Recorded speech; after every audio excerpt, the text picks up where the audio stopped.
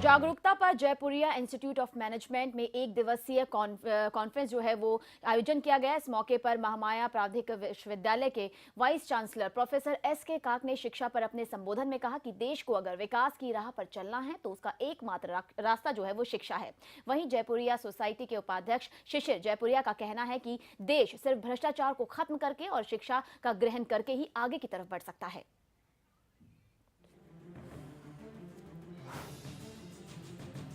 गाजियाबाद के Jaipuria institute of management college में एक दिवसीय कॉन्फ्रेंस का आयोजन किया गया।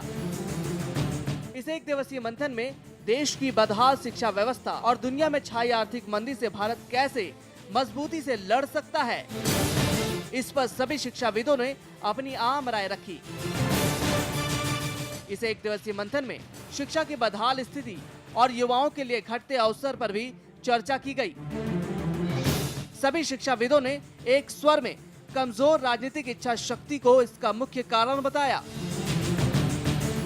जयपुरिया सोसाइटी के उपाध्यक्ष शिशिर जयपुरिया ने कहा कि दुनिया के साथ साथ भारत भी भ्रष्टाचार, काला धन, अशिक्षा और महंगाई जैसी समस्याओं से जूझ रहा है और इन चुनौतियों से निपटने के लिए राजनीतिक नेतृत्व को सही रास्ता तलाशना ही होगा। Corruption, capital formation, illiteracy, lopsided distribution of wealth, black money, political instability, poor infrastructure and unemployment. But the challenges, however different in nature, have to be met resolutely and with a strong political and economic vision. Conference में आए अतिथि गणों ने जोर देकर कहा, Young generation is not going to tolerate the kind of quality of education we are giving them.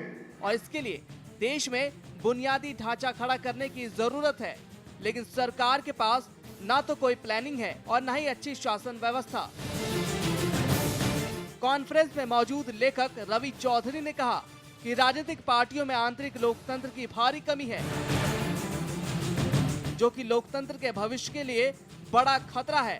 None of the political parties have internal democracy.